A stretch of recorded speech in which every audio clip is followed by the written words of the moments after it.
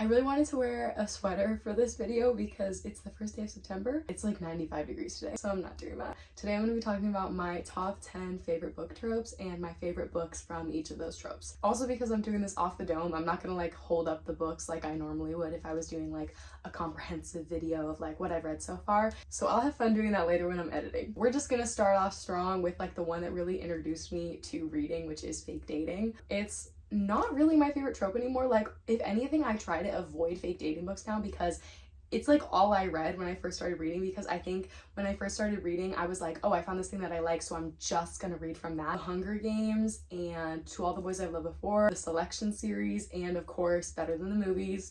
I read Better Than the Movies pretty recently though, and it was when I was like trying to avoid fake dating, and I literally started that book not knowing what it was about at all. But I do love fake dating so much. Like, genuinely, it's a trope that got me into reading, and I'm very thankful for it. And of course, I have to mention The Love Hypothesis. Wait, oh my god, did I forget to straighten this piece?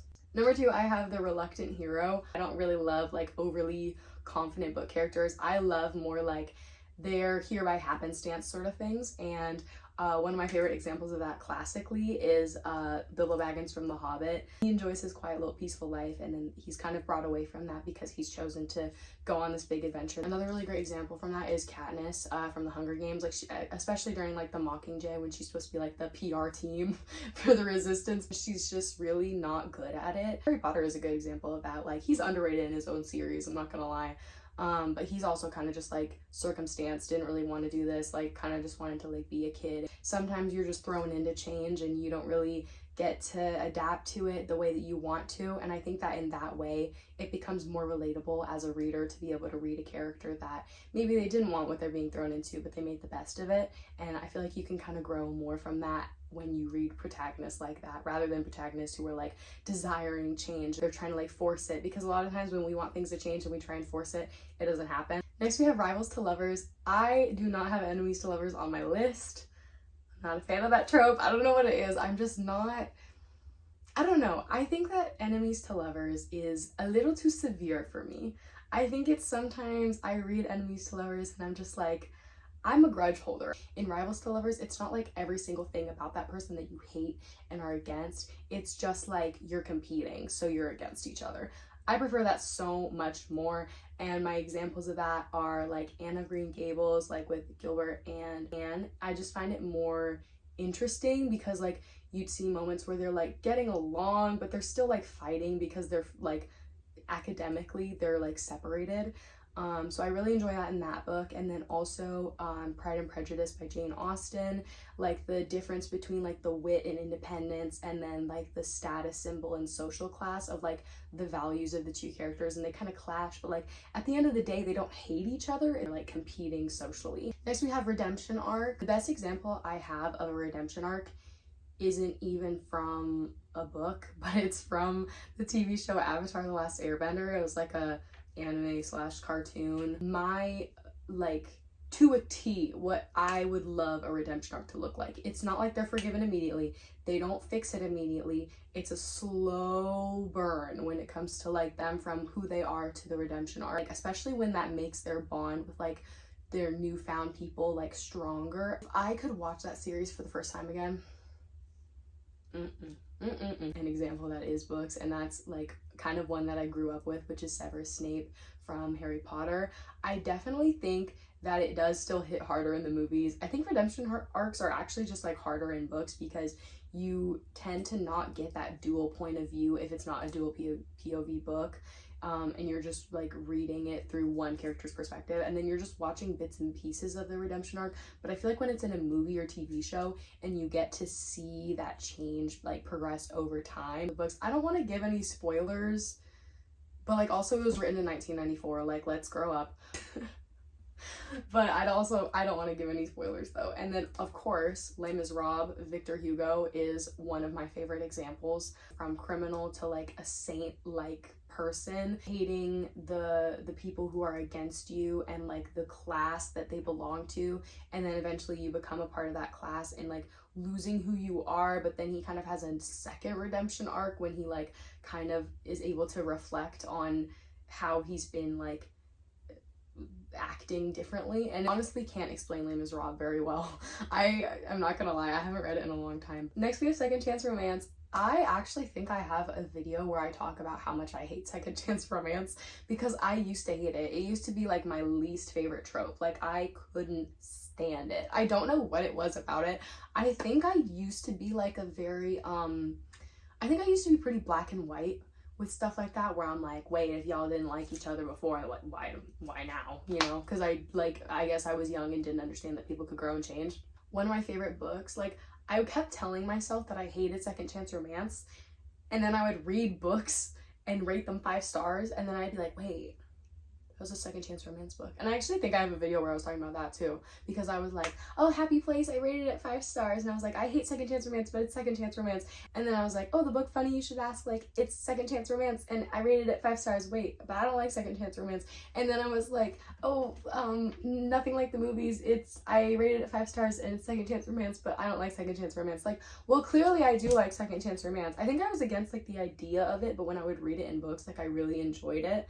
But yeah, those are my favorite books that have it. I already talked about it, but I think my favorite is actually Nothing Like the Movies, even though I love Happy Place, but I don't love it for the trope. I love it more for the like found family character dynamics, which I'm actually going to talk about later. I think my favorite like second chance romance like book where it's like the trope is the book is probably Nothing Like the Movies, just because Better Than the Movies is like already like one of my favorite books, and like the characters really like play off each other really well, like the banter's really good, and also it's really funny. Like it's one of those books where I kind of felt like a psychopath, because I'd be like reading and be like and then I'd look around at my empty room with nobody in it and then realize I was like laughing out loud at 3 a.m. at a book, and then I was kind of like, I felt a little silly after that.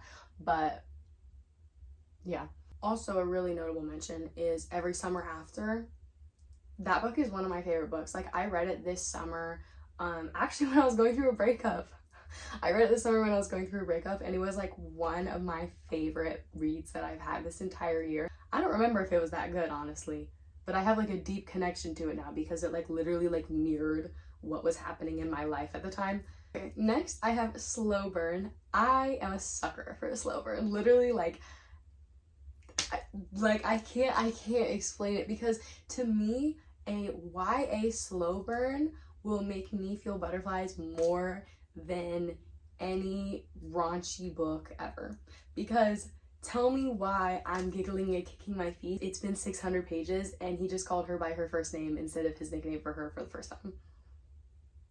Tell me why it's page 1085 and he touched her hand for the first time, and I'm sitting over here like, bro, like, be for real. I think it's because I grew up reading Wattpad, and I think that Wattpad is always slow burn. Like, it's always slow burn because it's like you update the chapters every single week. So I would get used to that, like, ooh, new week, new chapter, like, I wonder what's gonna happen. And then like reading basically the same chapter over and over and over again.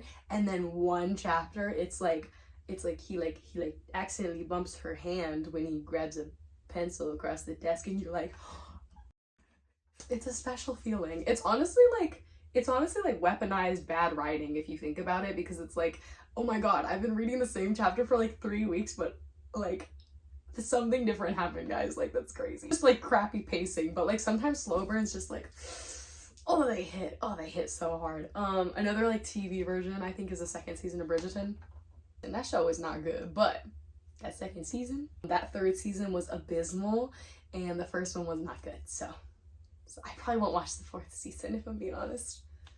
Yes, I will. That's a lie. My example for a slow burn is Binding 13, bitches. I can talk about Binding 13 all day and all night and all year. And it took me like 5 months to read. I don't know why it took me so long to read, honestly. But Binding 13, Johnny, guys, I don't know how to say his last name, Kavanaga? I feel like it's Kavanaga. Kavana? Is it just Kavana? Wait, now I feel silly because I feel like I've been calling him Kavanaga. It's probably just Kavana, huh? I'm gonna stop trying.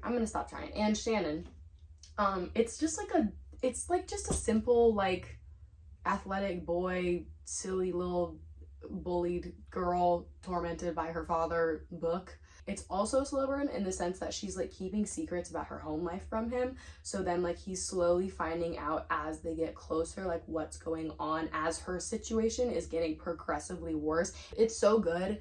And then the second book was honestly not, I'm sorry, I didn't like Keeping 13. I don't think, have I finished Keeping 13? Oh my god, I don't think I ever finished it. Nicest friends to lovers, and I don't want anybody to call me boring. Sometimes I just need a simple, cohesive friends to lovers. It's simple, it's the story of the age, it's the classic like narrative, and it's so good and it hits every time. My favorite is Amy and Laurie from Little Women. This is kind of like a iffy one because they do have a little bit of a contentious relationship at first, I'm not gonna lie. Well, at first and in the middle and like a little bit at the end, but they end up together and that's what matters, and they are like friendly with each other, and so I really like that, especially since Laurie spends so much of his time like having his like little unrequited love thing for Joe, that when Laurie and Amy get together, it's like even better because he's been like ignoring her this whole time, and it's like, whoa, this was right in front of me the whole time and I never noticed it. Like, nearing the end of my list, we have Found Family. 2 books that I'm about to mention, I can't even bring them up without getting like, did y'all hear that southern accent? I can't bring them up without getting teary-eyed, I'm not gonna lie. Like, I start talking about my 2 books are The Perks of Being a Wallflower and The Outsiders. And those 2 books are literally just like, The Perks of Being a Wallflower is such a special book, and like I cannot explain like genuinely that book, especially as somebody who, I think growing up I always felt like I didn't have like friends that cared about me. Ooh, I don't know if I want to talk about that on the internet. I don't know, but I feel like growing up, like when you feel like you don't have a really like deep connection with certain people, and then reading a book where it's just like these people who just like would do anything for each other in like this like little tight-knit friend group, and it's just like I really like that book. And The Outsiders also like holds such a special place in my heart, and like I read it for the first time in 7th grade, I think, and I rarely talk about it. I feel like I need to reread it. I haven't read it since like sophomore year, I think, but it's such a special book. And Found Family is just one of those ones where it's just like, no matter what you have going on, or like no matter what cards you were dealt to begin with, like you will find your people. And I feel like that's just like one of my favorite things in books, because it breathes so much hope, and it also just makes you feel like understood, because you feel like when you're reading books like that, like you're a part of that friend group. I don't think I can talk about it any longer, like I need to stop. But I love those books. Next, we have The Unreliable Narrator. I get so honed in on Unreliable Narrator. I think the writers might have forgotten about it too, but in the first season of Euphoria, when Rue is doing her like first ever, like narration thing, she mentions that all the stories she's talking about are like her perspective and what she learned from other people. And she says, and honestly, I'm not the most reliable narrator. And I've thought about it for years. Like, I have thought about that for years, because I'm waiting for this moment where we find out all the things that like she unintentionally lied about, or like that are different than what we saw because it was from her perspective. Because even though, yeah, we get episodes from different people's perspective, it's still all being told through Rue. Like, I don't even know if the writers remember that she said that, or if it even meant anything to begin with, but I have honed in on it for the past like 3 years, waiting for the next season of Euphoria to come out. I love unreliable narrators. My favorite example is Amy from Gone Girl, and also Rachel Watson from Girl on the Train, because it's like the two sides of the unreliable narrator. Either they're an unreliable narrator because they're insane, or they're an unreliable narrator like for something outside of their control, like misinformation. Rachel Watson is an alcoholic, so she doesn't remember some of the stuff that happened, so she has these blanks in her memory that she tries to fill herself. Both are really fun to read, and I honestly don't know which is like more fun to read, but I want more unreliable narrator books. So please, if anybody has any recommendations for unreliable narrators, like just please put them in the comments. Like I need to know, because it's my favorite trope, and I feel like it's a really hard trope to like find, and I love it so much. My last one, which might be my favorite like ever, is Unrequited Love. I prefer Unrequited Love when it's never ever solved, but I guess sometimes it is like good when it's like cohesive and tied up. One that is resolved at the end is The Notebook.